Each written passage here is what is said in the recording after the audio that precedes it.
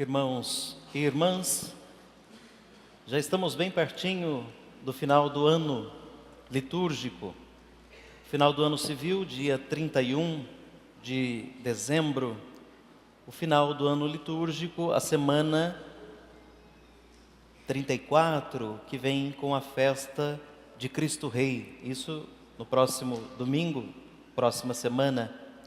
Estamos, portanto, já faz alguns dias, olhando para a meta, olhando para o fim, olhando para as realidades futuras, contemplando aquilo que nos espera como juízo sobre a nossa vida, sobre a nossa história, sobre aquilo que somos, aquilo que fazemos.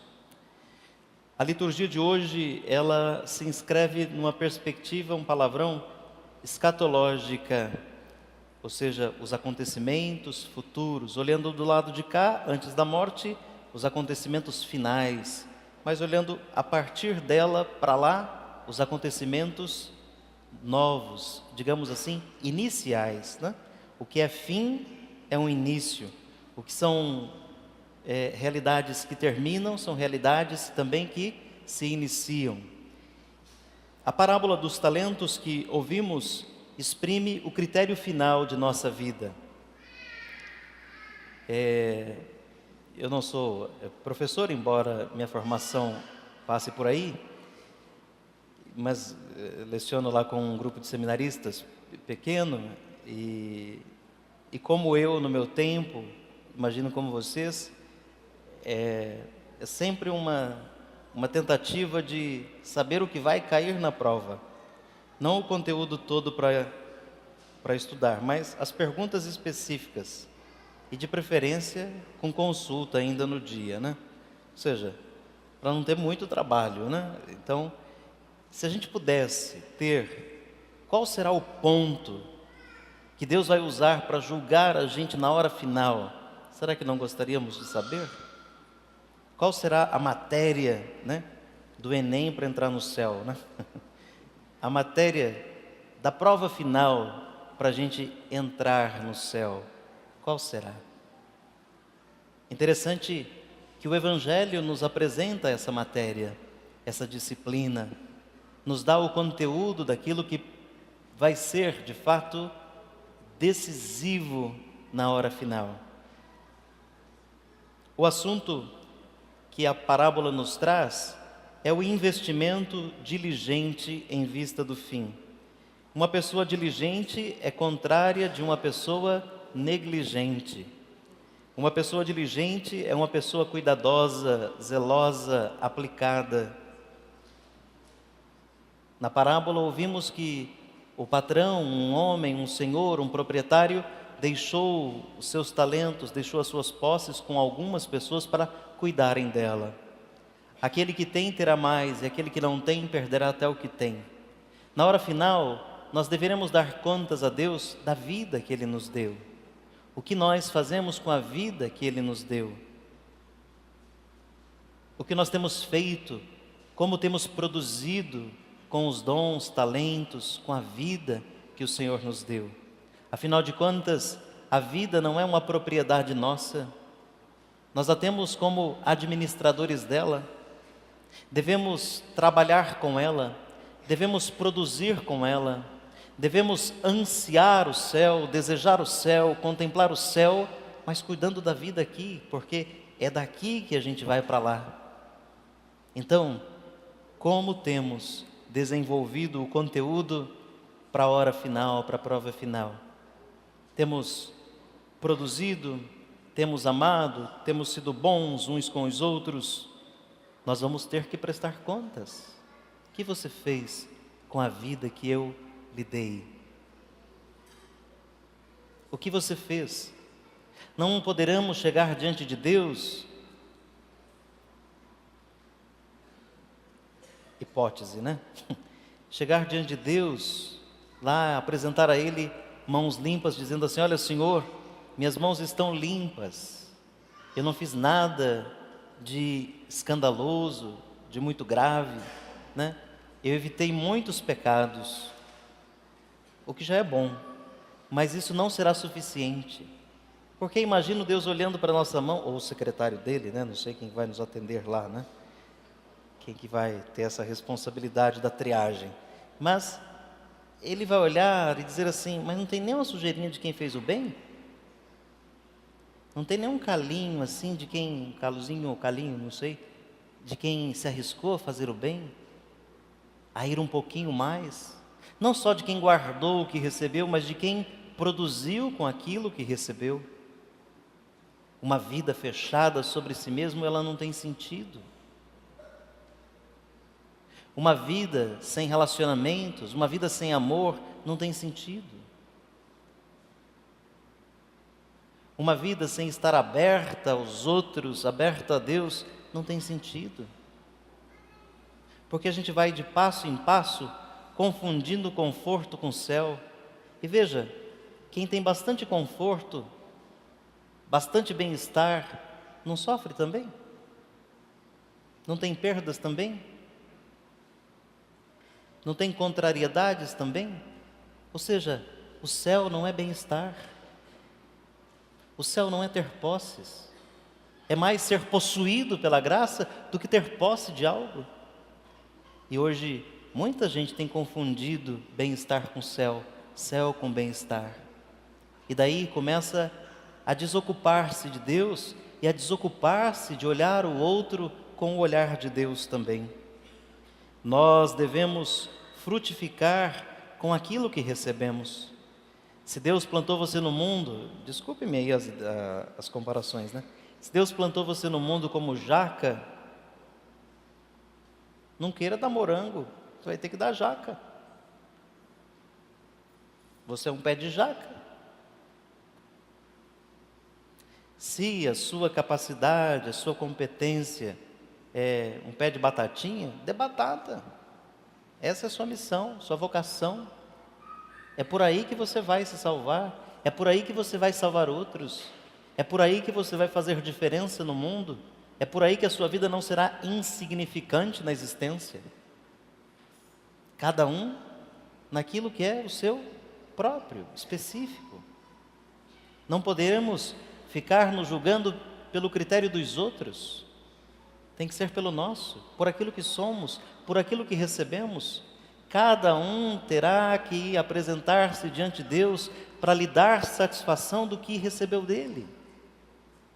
E bom será se a gente puder oferecer um pouco mais.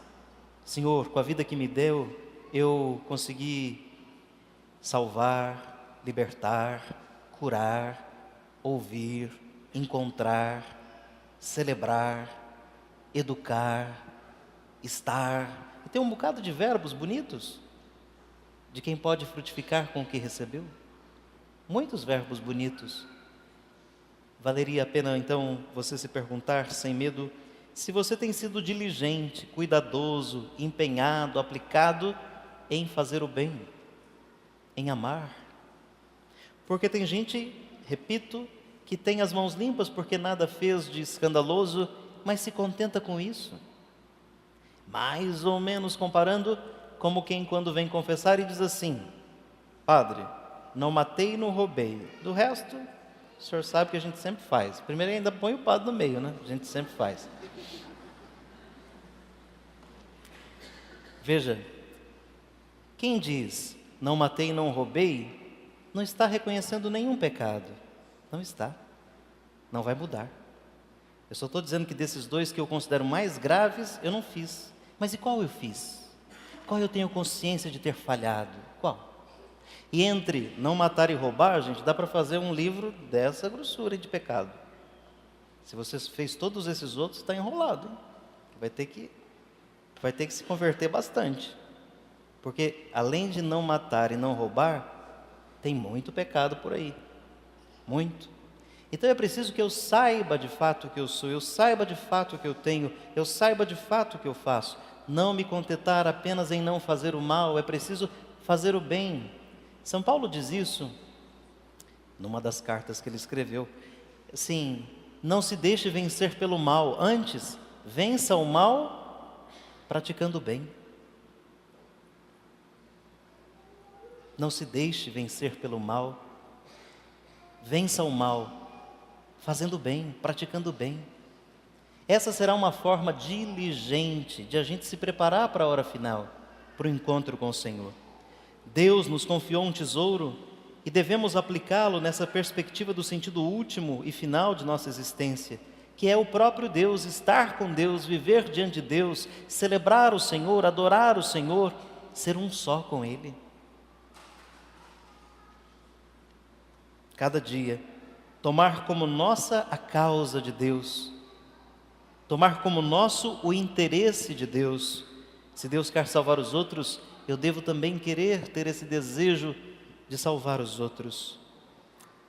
São Paulo disse que vai chegar a hora do juízo como um ladrão. A gente não sabe que horas vai ser, não sabemos que horas vai acontecer. O dia do Senhor virá como um ladrão de noite. Quando as pessoas disserem paz e segurança, então de repente vai acontecer a destruição, como as dores de parto sobre a mulher grávida, e não poderão escapar. Mas ele diz uma coisa bonita que a gente não poderia esquecer: mas vós, irmãos, vós não estáis nas trevas. Vós não estáis nas trevas, de modo que esse dia vos surpreenda como um ladrão. Quem reza, quem celebra os sacramentos, quem vem à missa, quem lê a palavra, não está nas trevas. Está fazendo o seu dever de casa. Está aprofundando-se na amizade com o Senhor. Então, vós não estáis nas trevas, de modo que esse dia vos surpreenda como um ladrão. Todos vós sois filhos e filhas da luz, filhos e filhas do dia, não das trevas, mas da luz. Não somos da noite, nem das trevas, mas do dia e da luz. E termina, e assim vou terminar também a minha conversa: não durmamos como os outros, mas sejamos vigilantes e sóbrios. Não durmamos como os outros, mas sejamos vigilantes e sóbrios. Tem gente que não se contenta de não dormir, como ainda fica fazendo fusarca para o outro não dormir, né? É cada um, de alguma forma, cuidando de si, no sentido de que não precisamos sair por aí condenando ninguém. Não ressaltar aquilo de mal que acontece, mas ressaltar aquele encontro de alegria que vai acontecer quando a gente ouvir lá no final. Já pensou? Muito bem, servo bom e fiel. Como você foi fiel na administração de tão pouco, eu te confiarei muito mais. Vem participar da minha alegria. Se na hora final Deus nos disser, né, vem participar da minha alegria, será um grande regozijo para a gente. Vem participar da minha alegria. Efetivamente, termino com um exercício. Se hoje fosse o seu último dia de vida, como você o viveria? Mas vou parecer professor chato, presta atenção, hein? Leva a sério o que eu estou falando. Não deixa passar batido. A gente tem medo de pensar lá no fim, na morte, que foge do assunto, né? Se hoje seu dia e a sua vida terminasse às 18 horas, tem gente que agora vai ficar esperando passar 18 horas desesperadamente, né? Porque enquanto não é 18 horas, eu não estou em paz, né? Se morrer 18 e 1 tá bom, mas 18 não pode, né? Que eu tenho que... Então, 18 horas, até as 18, o que você faria? Como faria? O que faria? Como faria? Alguém disse, né, que é importante que cada dia a gente viva como se fosse o último. Alguém fez a piada do negócio, né? E falou assim: um dia você acerta, né? Mas eu proporia outra coisa: viver cada dia como se fosse o único. O único. Tudo fica mais leve. Não tem por que trazer peso de ontem se hoje é um novo dia. Não é mais um dia, é um novo dia. Se hoje tudo tem sabor de novidade, se hoje é o dia que eu tenho para ser melhor, para amar mais, para servir mais, se hoje é o dia que eu tenho para encontrar e sorrir, acolher, servir, se hoje é o dia em que posso ser salvo, Não fico arrastando correntes do passado. Então, irmãos, se hoje fosse o último dia, como você viveria? Como o primeiro, como o último, como o único?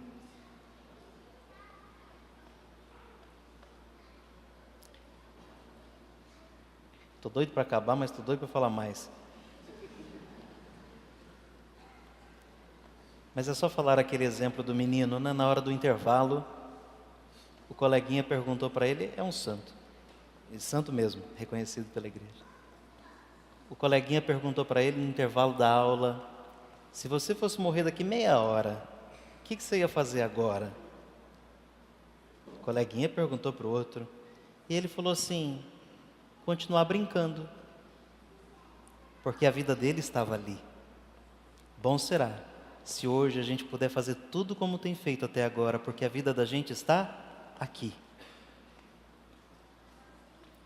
Porque tudo que temos feito tem sentido, tem motivo. Então não precisamos de desespero, nem para lá, nem para cá. É só continuar o que está fazendo. Quem vive em paz, morre em paz. Quem vive vigilante, quando chegar o Senhor, vai ser encontrado acordado. Que Deus nos ajude a preparar essa hora final com muita alegria, com muita esperança, com muita confiança no Senhor. Louvado seja nosso Senhor Jesus Cristo.